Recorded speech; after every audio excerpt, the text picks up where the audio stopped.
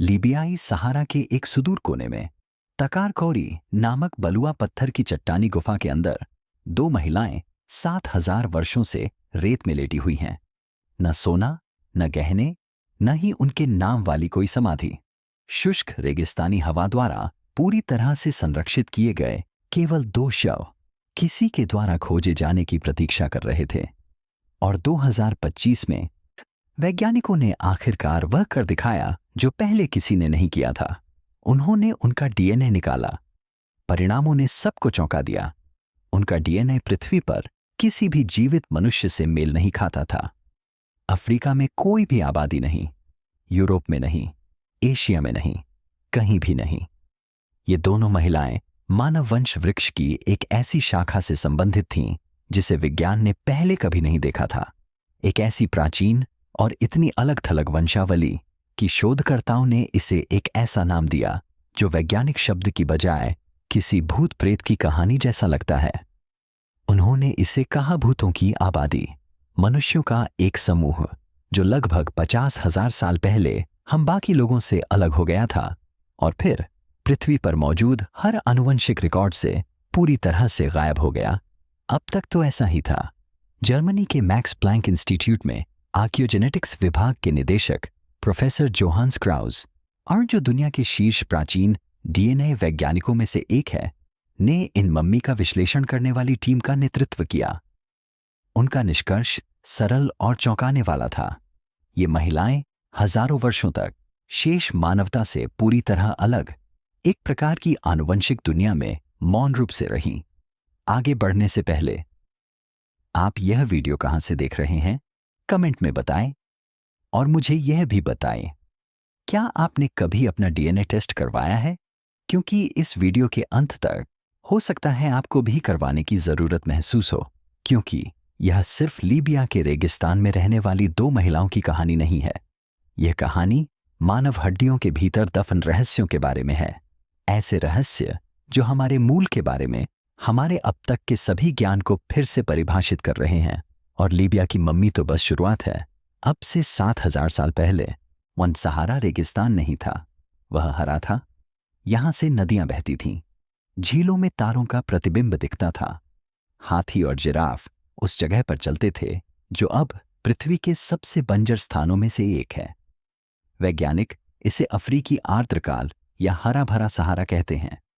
और उस दुनिया के भीतर कहीं ये दो महिलाएं रहती थीं, जानवरों को पालती थीं और मर जाती थीं, ग्रह पर मौजूद हर दूसरे मानव समूह से पूरी तरह से कटी हुई। जिस चट्टानी गुफा में वे पाए गए थे, ताकारकोरी, वह इतनी दूरस्थ है कि आज भी वहां केवल 4 पहिया वाहन से ही पहुंचा जा सकता है। खुदाई शुरू होते ही टीम को दूसरे ही दिन पहली मम्मी मिल गई। जैसे ही उन्होंने रेत हटाई, सबसे पहले जबड़े की हड्डी दिखाई दी, फिर शरीर का बाकी हिस्सा। और जो बात इसे असाधारण बनाती है वह यह है, ये महिलाएं पशुपालक थीं। वे पशु पालती थीं। वे गायों का दूहना और दुग्ध उत्पाद बनाना जानती थीं। यह बात हमें इसलिए पता है क्योंकि वैज्ञानिकों ने उनके दांतों से प्राचीन प्रोटीन निकाले हैं। लेकिन उन्होंने यह सब आसपास के उन समूहों से सीखा जो वहां से गुजरे थे। उन्होंने तकनीक की नकल की, उन्होंने जीवन शैली अपना ली। वे इसे लाने वाले लोगों के साथ कभी घुलते मिलते ही नहीं थे। लंदन के प्राकृतिक इतिहास संग्रहालय में कार्यरत वैज्ञानिक डॉक्टर लुइस हम्फ्री, जिन्होंने मोरक्को की ताफोराल्ट गुफा में संबंधित शोध पर काम किया था, ने इसकी पुष्टि की। इन महिलाओं के डीएनए से पता चलता है कि पशुपालन, पशुओं को चराने की प्रथा सांस्कृतिक आदान प्रदान के माध्यम से हरे भरे सहारा में फैली, न कि लोगों के वहां बसने से। भूतनी महिलाओं ने औजार चुने, उन्होंने खून को अस्वीकार कर दिया। और अब धुएं की तरह हवा में मंडरा रहा सवाल यह है, क्यों मानव जाति का एक पूरा वंश 50,000 वर्षों तक आनुवंशिक रूप से अलग थलग क्यों रहा, जबकि बाकी मानवता ने पलायन किया, आपस में घुल मिल गई और उनके चारों ओर साम्राज्य स्थापित किए? उस प्रश्न का उत्तर अभी तक नहीं मिला है। लेकिन इससे भी बुरी बात यह है, वे इकलौते असंभव मामले नहीं हैं। पृथ्वी के दूसरी ओर, जो अब चीन है, उसके मध्य में 1900 के दशक की शुरुआत में रेगिस्तान की रेत से लाल और भूरे बालों वाली यूरोपीय दिखने वाली मम्मी निकाली गई थी। लंबा, गोरा, ऊनी फेल्ट की टोपी और टार्टन पैटर्न वाले कपड़े पहने हुए। चाइना में रेशम मार्ग के अस्तित्व में आने से हजारों साल पहले, पूर्व और पश्चिम के बीच किसी भी झ्यात संपर्क से पहले, किसी भी चीनी राजवंश के पास उनका कोई रिकॉर्ड नहीं है। दशकों तक प्रचलित सिद्धांत यह था कि वे पश्चिम से आए प्रवासी थे, प्राचीन यूरोप या मध्य एशिया के यात्री जो पूर्व की ओर भटकते हुए आए थे। यह बहस राजनीतिक रूप से गर्मा गई। चीन और पश्चिमी विद्वानों के बीच इस बात पर बहस छिड़ गई कि ये लोग वास्तव में कौन थे। फिर 2021 में दुनिया की सबसे प्रतिष्ठित विज्ञान पत्रिका और नेचर ने इन 13 मम्मी के डीएनए विश्लेषण के परिणाम प्रकाशित किए। दोनों सिद्धांत गलत थे। चीन के शिनजियांग क्षेत्र में पाई गई ये मम्मी, जिन्हें तारिम मम्मी के नाम से जाना जाता है, प्राचीन उत्तरी यूरेशियाई लोगों की वंशज थीं। यह आबादी अंतिम हिमयुग के दौरान व्यापक रूप से फैली हुई थी और फिर हजारों साल पहले ग्लेशियरों के पीछे हटने के साथ ही पृथ्वी से लगभग विलुप्त हो गई थी। हार्वर्ड विश्वविद्यालय की आणविक पुरातत्वविद डॉक्टर क्रिस्टीना वारिनर ने पुष्टि की कि तारिम लोग न तो पश्चिमी प्रवासी थे और न ही चीनी मूल के निवासी। वे प्राचीन हिमयुग की आबादी के बचे हुए लोग थे जो पृथ्वी के सबसे कठिन रेगिस्तानी वातावरण में से एक में रह रहे थे। और लीबिया की भूतिया महिलाओं की तरह वे कभी किसी से मेलजोल नहीं रखती थीं। तारिम के कब्रिस्तानों से प्राप्त डीएनए, जो 400 किलोमीटर की दूरी पर फैले हुए थे, भाई बहनों के डीएनए की तरह ही समान थे। 4000 वर्षों से अधिक समय तक चले इस अध्ययन में किसी भी बाहरी समूह के साथ अंतर्विवाह का एक भी उदाहरण नहीं मिला। उन्होंने उत्तर में साइबेरियाई चरवाहों, पश्चिम में मैदानी योद्धाओं और पूर्व में चीनी किसानों के साथ व्यापार किया। उन्होंने उन सभी से सीखा। उन्होंने उनसे गेहूं, दुग्ध उत्पादन के तरीके और ऊन बुनने की तकनीकें अपनाईं, लेकिन वे कभी किसी को अंदर नहीं आने देते थे। इस बारे में एक पल के लिए सोचिए। 4000 वर्षों तक उन्होंने आनुवंशिक रूप से अलग थलग रहने का विकल्प चुना, जबकि पूरी प्राचीन दुनिया उनके चारों ओर घूमती रही। अब तारिम जीनोम के अंदर वैज्ञानिकों को एक और कड़ी मिली, एक आनुवंशिक संकेत जो हिमयुग के यूरेशिया की ओर इशारा नहीं करता था। यह प्रशांत महासागर के पार अमेरिका की ओर इशारा करता था, और वह सूत्र हमें नेवादा की एक गुफा तक ले जाता है, जहां एक आदमी 10,600 वर्षों से इंतजार कर रहा है। नेवादा, 1940। फैलन के पास एक सूखी गुफा की खोज कर रहे एक दंपति को गुफा के फर्श पर बुनी हुई सरकंडों में लिपटी हुई कोई चीज मिली। उनका मानना है कि यह किसी पुराने जानवर की खाल है। यह नहीं है, यह एक आदमी है, बिल्कुल सुरक्षित, एक ट्यूल की चटाई में लिपटा हुआ। उसका चेहरा अभी भी दिखाई दे रहा है। पुरातत्वविदों ने शुरू में अनुमान लगाया था कि वह कुछ 1000 साल पुराना था। दशकों बाद उन सटीक रेडियो कार्बन डेटिंग से सच्चाई सामने आई। इस व्यक्ति की मृत्यु 10,600 साल पहले हुई थी। वह उत्तरी अमेरिका में अब तक पाई गई सबसे पुरानी प्राकृतिक रूप से संरक्षित मानव मम्मी है। कोपेनहेगन विश्वविद्यालय और कैम्ब्रिज विश्वविद्यालय में कार्यरत प्रोफेसर एस.के. विलरस्लेव, जो दुनिया के सबसे सम्मानित प्राचीन डीएनए शोधकर्ताओं में से एक हैं, ने फॉलन पायुते शोशोन जनजाति से पूरी अनुमति लेकर इस मम्मी से डीएनए के नमूने एकत्र करने के लिए व्यक्तिगत रूप से नेवादा की यात्रा की, जिनके लोग वर्षों से इस व्यक्ति को अपना पूर्वज मानते आ रहे थे। डीएनए ने इसकी पुष्टि कर दी। वह मूल अमेरिकी लोगों के पूर्वज थे। जनजाति का अनुमान सही था, लेकिन उनके जीनोम के अंदर कुछ ऐसा था जिसकी किसी ने उम्मीद नहीं की थी। एक ऑस्ट्रेलियाई संकेत। नेवादा की एक गुफा में दफन इस व्यक्ति को प्रशांत महासागर के उस पार स्थित ऑस्ट्रेलिया और मेलानेशिया की प्राचीन आबादी से जोड़ने वाला एक आनुवंशिक सूत्र मौजूद है। कोपेनहेगन विश्वविद्यालय के भू आनुवंशिकी केंद्र के डॉक्टर विक्टर मोरेनो मायर, जो इस अध्ययन के प्रमुख लेखक हैं, ने स्पष्ट रूप से कहा, हमने पाया कि स्पिरिट केव की जनसंख्या विभाजन से पहले मूल अमेरिकियों में ऑस्ट्रेलेशियाई संकेत अनुपस्थित था, जिसका अर्थ है कि इस संकेत को ले जाने वाले समूह या तो मूल अमेरिकियों के आगमन के समय पहले से ही अमेरिका में मौजूद थे, या वे बाद में आए और बिना कोई निशान छोड़े गायब हो गए। इस बात को एक पल के लिए समझने दीजिए। ऑस्ट्रेलिया से मिला एक आनुवंशिक फिंगरप्रिंट नेवादा की एक गुफा में, एक ऐसी मम्मी में जो स्टोनहेंज से भी पुरानी है, मिस्र के पिरामिडों से भी पुरानी है और उन सभी सभ्यताओं से भी पुरानी है जिनके बारे में अधिकांश लोगों ने कभी सुना है। और ठीक ऐसा ही ऑस्ट्रेलियाई संकेत पहले ही ब्राजील के लागोआ सांता में प्राचीन दक्षिण अमेरिकी खोपड़ियों में पाया जा चुका था। एक ही सिग्नल, दो महाद्वीप, कोई स्पष्टीकरण नहीं। और यहां वो हिस्सा है जिसने कानूनी इतिहास रच दिया। फॉलन पायुते शोशोन जनजाति ने 20 वर्षों तक संघीय कानून के तहत इस व्यक्ति को वापस पाने के लिए अदालत में लड़ाई लड़ी। वैज्ञानिकों ने इसका विरोध करते हुए कहा कि पहले आनुवंशिक पहचान स्थापित करना आवश्यक है। जब डीएनए से मूल अमेरिकी वंश की पुष्टि हुई तो जनजाति की जीत हुई। अंततः उस व्यक्ति को वापस लौटा दिया गया। लेकिन ऑस्ट्रेलिया और न्यूजीलैंड का संकेत, जिसका अभी तक कोई स्पष्टीकरण नहीं है, उसके साथ चला गया। और 10,000 मील दूर एक और प्राचीन समुदाय अपने मृतकों के साथ कुछ और भी उल्लेखनीय काम कर रहा था। मिस्र के ऐसा करने के बारे में सोचने से 2000 साल पहले, चिली 7400 साल पहले, प्रशांत तट के किनारे अटाकामा रेगिस्तान के छोर पर एक छोटा मछुआरा समुदाय रहता है जो पृथ्वी पर सबसे शुष्क स्थानों में से एक है। और वे कुछ ऐसा कर रहे हैं जो पृथ्वी पर अभी तक कोई और नहीं कर रहा है। वे अपने मृतकों का शवदाह कर रहे हैं। सिर्फ वयस्क ही नहीं, सिर्फ महत्वपूर्ण लोग ही नहीं, नवजात शिशु, नन्हे बच्चे, यहां तक कि अजन्मे बच्चे भी। वे अंगों को निकाल देते हैं, शरीर को सरकंडों और मिट्टी से भर देते हैं, अब हड्डियों को लकड़ियों से मजबूत करते हैं और त्वचा पर मैंगनीज नामक एक गहरे रंग के खनिज की परत चढ़ा देते हैं जो शरीर को संरक्षित रखता है। वे चेहरों को फिर से पहचानने योग्य रूप में तराशते हैं। वे मृतकों को संरक्षित करके दुनिया में वापस लौटा देते हैं ताकि उन्हें अलविदा न कहना पड़े। ये चिनचोरो लोग हैं और इन्होंने मिस्र से 2000 साल पहले मम्मीकरण का आविष्कार किया था।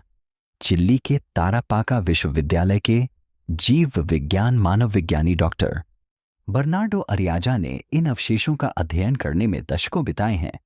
उनके शोध से पता चलता है कि चिंचोरो समुदाय ने संभवतः शिशु मृत्यु दर में भारी वृद्धि के कारण यह प्रथा शुरू की थी, जिसका कारण उनके द्वारा प्रतिदिन पिए जाने वाले पानी में आर्सेनिक की उच्च मात्रा थी। वे अपने बच्चों को खोने से नहीं रोक सके, इसलिए उन्होंने उन्हें अपने पास रखने का एक तरीका खोज निकाला।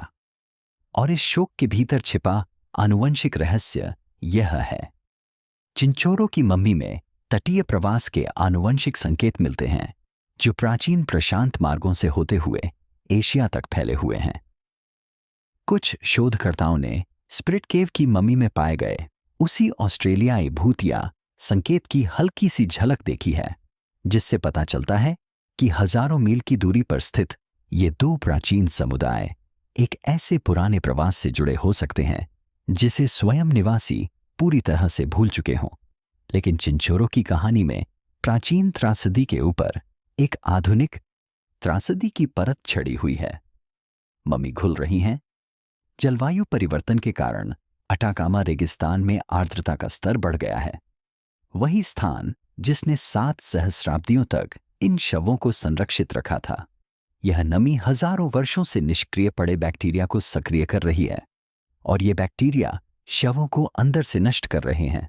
7400 साल पहले मरे लोगों का मांस काले कीचड़ में बदल रहा है। अब भी इसी वक्त संग्रहालयों में, अलमारियों पर वैज्ञानिक पृथ्वी पर मौजूद सबसे पुराने मानव अनुष्ठान संग्रह को वास्तविक समय में क्षय होते हुए देख रहे हैं और उनके लुप्त होने से पहले उन्हें संरक्षित करने या डिजिटल रूप से रिकॉर्ड करने की होड़ जारी है और अनिश्चित है। और जब यह सब दक्षिण अमेरिका में हो रहा था, उसी दौरान दुनिया के दूसरे छोर पर एक डीएनए अध्ययन एक बिल्कुल अलग तरह का तूफान खड़ा करने वाला था। कई पीढ़ियों से पुरातत्व में सबसे अधिक राजनीतिक रूप से संवेदनशील बहसों में से एक प्राचीन मिस्रवासियों के वंश का प्रश्न रहा है। पिरामिडों का निर्माण किसने किया था? फराओ कौन थे? मानवता की सबसे बड़ी उपलब्धियों में से एक को जन्म देने वाली सभ्यता का मूल तत्व क्या था? 2017 में वैज्ञानिकों को आखिरकार इसका जवाब मिल गया।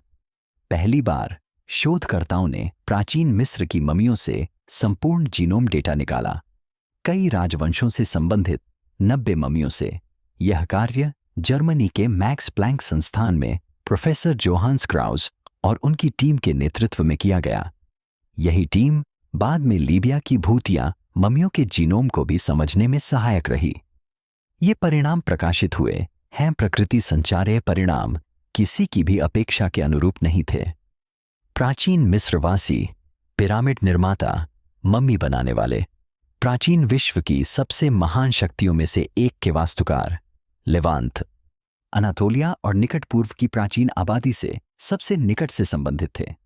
आधुनिक लेबनान, इजराइल, सीरिया और तुर्की।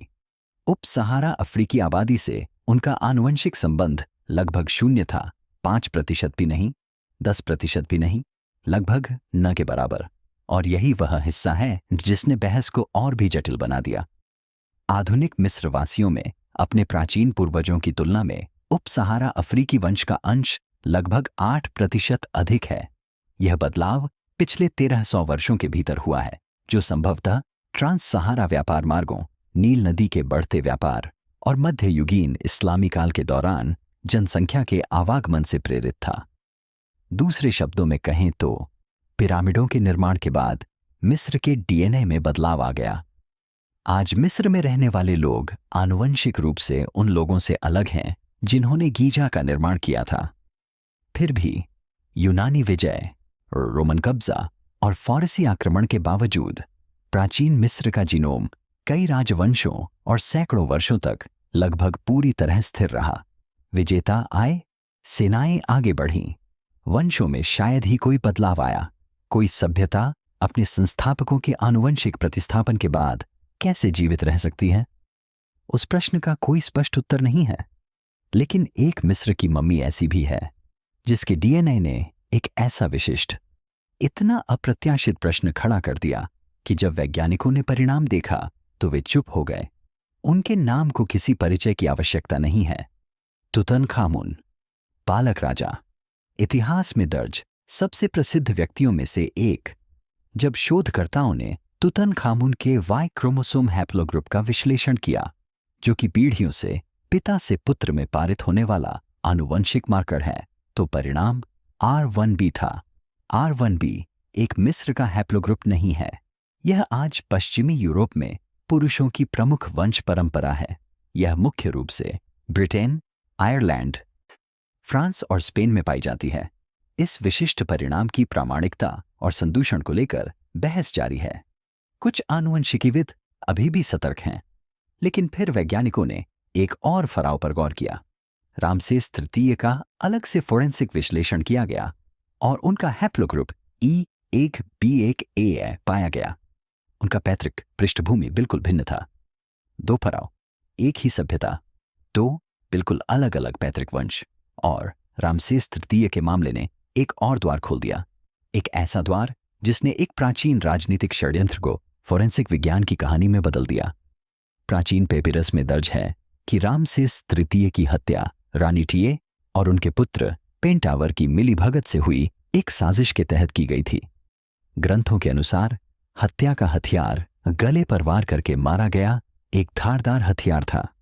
जब वैज्ञानिकों ने रामसेस तृतीय की मम्मी और पास में मिले एक अज्ञात शव पर सीटी स्कैन और डीएनए फोरेंसिक का इस्तेमाल किया, ना तो उन्होंने इसकी पुष्टि की। गला काट दिया गया था, इतनी गहराई से कि तुरंत ही मृत्यु हो गई, और अज्ञात शव का डीएनए रामसेस तृतीय से इतना मिलता जुलता था कि इसकी पुष्टि हो गई। पिता और पुत्र 3000 साल बाद अपने जीन के माध्यम से पहचाने गए। एक जीनोम अपराध स्थल का ऐसा गवाह बन गया जो अब तक बनाए गए साक्ष्य के हर दूसरे रूप से कहीं अधिक समय तक कायम रहा।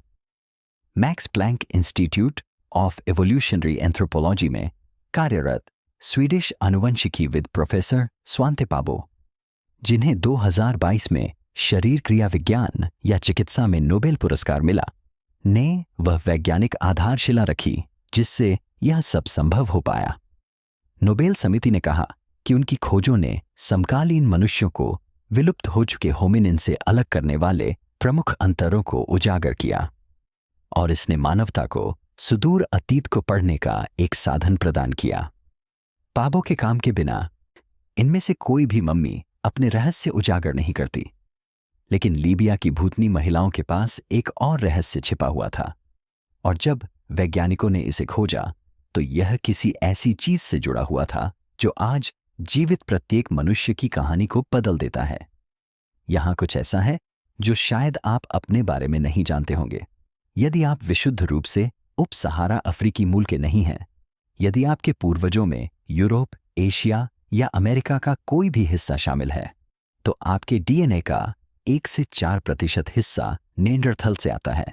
लाक्षणिक रूप से नहीं, सचमुच आपके जीनोम में नेंडरथल अनुक्रम मौजूद है।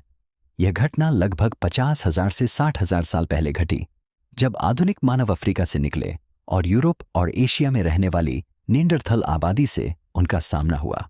वे मिले, उनका मेलजोल हुआ और नेंडरथल डीएनए जो मानव जीन पूल में प्रवेश कर गया, और वहीं रह गया।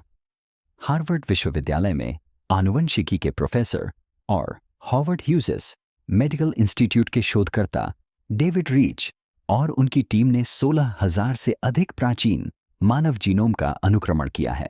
रीच के शोध से पुष्टि होती है कि नेंडरथल का यह मिश्रण वास्तव में आधुनिक मनुष्यों के लिए सहायक रहा है। आज हमारे शरीर में मौजूद कुछ नेंडरथल जीन सीधे तौर पर बेहतर प्रतिरक्षा प्रणाली से जुड़े हैं, जो हमें संक्रमणों से लड़ने और बीमारियों से बेहतर तरीके से बचने में मदद करते हैं। आज भी हमारे शरीर में नेंडरथल डीएनए मौजूद है और इसने हमें जीवित रहने में मदद की है। अब लीबिया की उन 2 प्रेत महिलाओं की बात पर वापस आते हैं। ताकारकोरी महिलाओं में अपेक्षित मात्रा से 10 गुना कम नेंडरथल डीएनए पाया गया। उप सहारा अफ्रीका के बाहर की लगभग किसी भी अन्य मानव आबादी की तुलना में 10 गुना कम। ऐसा प्रतीत होता है कि उनकी वंशज बाकी मानवता से लगभग उसी समय अलग हो गई जब नेंडरथल के साथ उनके अंतर संबंध की घटनाएं शुरू हो रही थीं, जिसका अर्थ है कि वे अंतर संबंध होने से पहले ही अलग हो गए होंगे, या वे एक ऐसे भौगोलिक क्षेत्र में रहते थे जिसने उन्हें मानव प्रजाति के बाकी हिस्सों को आकार देने वाली हर संपर्क घटना से पूरी तरह से अलग रखा। वे नेंडरथल की प्रतिरक्षा प्रणाली में हुए सुधार के बिना भी जीवित रहे 50,000 वर्षों तक। सोचिए, इसका क्या मतलब है?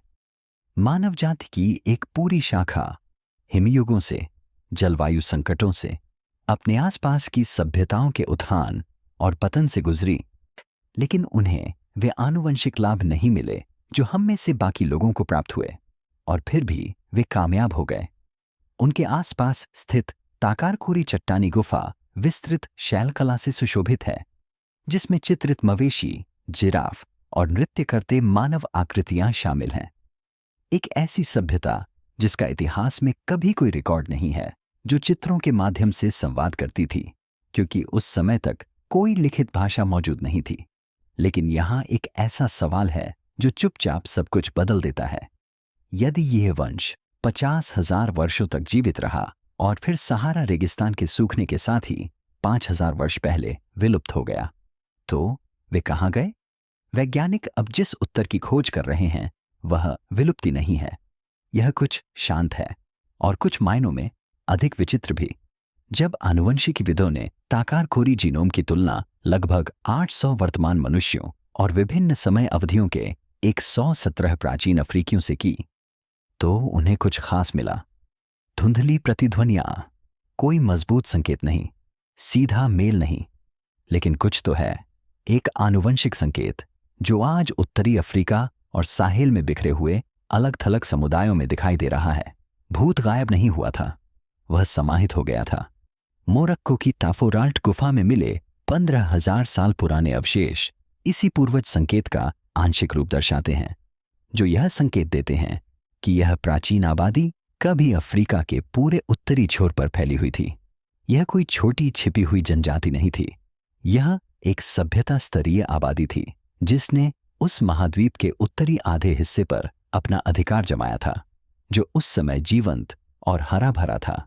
लंदन स्थित प्राकृतिक इतिहास संग्रहालय की डॉक्टर लुईस हम्फ्री ने कहा, लगभग 7,000 साल पहले चट्टानी गुफा में दफनाई गई 2 चरवाहा महिलाओं से निकाले गए डीएनए से पता चलता है कि उनके पूर्वजों का एक बड़ा हिस्सा एक अज्ञात प्राचीन उत्तरी अफ्रीकी आनुवंशिक वंश से जुड़ा हुआ है। अज्ञात 2025 तक अभी भी नामहीन, अभी भी अध्ययन जारी है। जब 5,000 साल पहले सहारा रेगिस्तान सूखने लगा, मरुस्थलीकरण इतनी तेजी से फैल रहा था कि लोग उससे तालमेल नहीं बिठा पा रहे थे। तब परजीवी आबादी एक अलग समूह के रूप में जीवित नहीं रह पाई, लेकिन वे पूरी तरह से गायब भी नहीं हो गए। वे धीरे धीरे उन आबादी में समाहित हो गए जो वहां से गुजरती थीं। उनके जीन अन्य वंशों में चले गए, कमजोर पड़ गए, फैल गए, लेकिन फिर भी मौजूद रहे। आज भी जीवित लोगों के भीतर कहीं ना कहीं सहारा के सीमावर्ती समुदायों में, मोरक्को की पहाड़ियों में, साहेल की घाटियों में उन 7,000 साल पुरानी महिलाओं की आवाजें गूंज रही हैं। आनुवंशिकी में ये विलुप्ति का अर्थ हमेशा मृत्यु नहीं होता। कभी कभी इसका अर्थ होता है अपने बाद आने वाली पीढ़ियों में विलीन हो जाना। और यही सच्चाई हमें सबसे हालिया खोज की ओर ले जाती है। एक ऐसी घटना जो 2025 में घटी और जिसने वैज्ञानिकों द्वारा प्राचीन मृतकों के अध्ययन के लिए संभावनाओं को ही बदल दिया। आरएनए कुछ ही घंटों में विघटित हो जाता है। सामान्य परिस्थितियों में यह अणु, जो किसी जीवित शरीर के कार्य करने के निर्देशों को वहन करता है, मृत्यु के तुरंत बाद विघटित हो जाता है। यहां तक कि अच्छी संरक्षण स्थितियों में भी यह माना जाता था कि आरएनए कुछ ही दिनों में नष्ट हो जाता है। 2025 में वैज्ञानिकों ने घोषणा की कि उन्होंने साइबेरियाई परमाफ्रॉस्ट में संरक्षित विशालकाय जानवरों के अवशेषों से कार्यात्मक आरएनए निकाला है। ये नमूने 50,000 साल तक पुराने हैं। इसे व्यवहारिक रूप से असंभव माना जाता था जब तक ऐसा नहीं हुआ था। डीएनए बताता है कि कोई चीज क्या थी, आरएनए बताता है कि वह कैसे काम करती थी, कौन से जीन सक्रिय थे, प्रतिरक्षा प्रणाली कैसे प्रतिक्रिया दे रही थी, शरीर सर्दी, तनाव और बीमारी से कैसे निपटता था। यदि प्राचीन मनुष्यों से आरएनए निकाला जा सकता है और वैज्ञानिकों का अब मानना है कि सही परिस्थितियों में यह संभव है, तो हम उस क्षण के करीब पहुंच रहे हैं जहां हम न केवल 7,000 साल पुरानी प्रेत महिला के जीनोम को पढ़ सकते हैं, बल्कि यह भी समझ सकते हैं कि उसका शरीर वास्तव में कैसे कार्य करता था। ऐसा पहले कभी संभव नहीं हुआ था, बिल्कुल भी नहीं। और इसका एक व्यावहारिक महत्व है जो इतिहास से परे है। ताकारकोरी महिलाएं मानव वंश की एक ऐसी पीढ़ी जो नेंडरथल प्रतिरक्षा प्रणाली में सुधार के बिना जीवित रही, मानव प्रतिरक्षा की मूल रूपरेखा का प्रतिनिधित्व कर सकती है। यह मानव प्रतिरक्षा प्रणाली का वह रूप है जो नेंडरथल मिश्रण की उन घटनाओं से पहले मौजूद था जिन्होंने हमें बदल दिया। एंटीबायोटिक प्रतिरोध, उभरती बीमारियों और चिकित्सा संबंधी चुनौतियों के इस युग में, जिनसे आधुनिक दवा कंपनियां तालमेल बिठाने के लिए संघर्ष कर रही हैं, वह खाका चिकित्सकीय रूप से असाधारण साबित हो सकता है। यह शायद एक प्रकार का ज्ञान है जो 50,000 वर्षों से पृथ्वी के भीतर छिपा हुआ है, उस समय की प्रतीक्षा कर रहा है जब हमारे पास इसे पढ़ने के उपकरण और इसका सही उपयोग करने की बुद्धि होगी। लेकिन इनमें से कोई भी बात सरल नहीं है। हर मम्मी किसी न किसी की पूर्वज होती है, किसी के पवित्र अवशेष होते हैं, किसी का कानूनी दावा होते हैं। स्प्रिट केव की मम्मी के मामले में विज्ञान और जनजातीय दावे के बीच एक समझौता होने से पहले 20 साल तक कानूनी लड़ाई लड़नी पड़ी। क्या होता है जब विज्ञान न केवल 10,000 साल पुराने व्यक्ति के जीनोम का अनुक्रमण कर सकता है, बल्कि यह भी पुनर्निर्माण कर सकता है कि उनकी प्रतिरक्षा प्रणाली कैसी थी, उनकी तनाव प्रतिक्रिया कैसी थी, उनके शरीर ने दुनिया को कैसे अनुभव किया। उस विषय की नैतिकता पर अभी तक कोई लेख नहीं लिखा गया है। और एक और समस्या है, एक शारीरिक समस्या। साइबेरिया की परमाफ्रॉस्ट पिघल रही है। हर साल जलवायु परिवर्तन नए दफन स्थलों को उजागर करता है। प्राचीन शिविर स्थल, सामूहिक कब्रें, व्यक्तिगत दफन हिमयुग के बाद जमे हुए अवशेष, जो हिमयुग के बाद से सीलबंद थे, इनमें से कुछ स्थलों पर 40,000 साल पुराने मानव अवशेष मिले हैं। हाल ही में खोजे गए स्थलों के प्रारंभिक सर्वेक्षणों से डीएनए के ऐसे परिणाम सामने आने लगे हैं जो साइबेरिया के प्रागैतिहासिक काल के स्थापित मॉडलों में किसी भी ज्ञात जनसंख्या से मेल नहीं खाते। ऐसी वंश परंपराएं जो एक स्थान पर दिखाई देती हैं और फिर अन्य सभी अभिलेखों से गायब हो जाती हैं। परमाफ्रॉस्ट में मानव जाति की ऐसी शाखाएं हो सकती हैं जिन्हें जीनोमिक विज्ञान ने अभी तक नाम नहीं दिया है। चिली में चिंचोरों की मम्मी कीचड़ में बदल रही हैं। लीबिया में तकारकोरी महिलाओं ने अपने रहस्यों को ठीक समय पर उजागर कर दिया, क्योंकि जिस आश्रय ने उन्हें संरक्षित रखा वह शाश्वत नहीं है।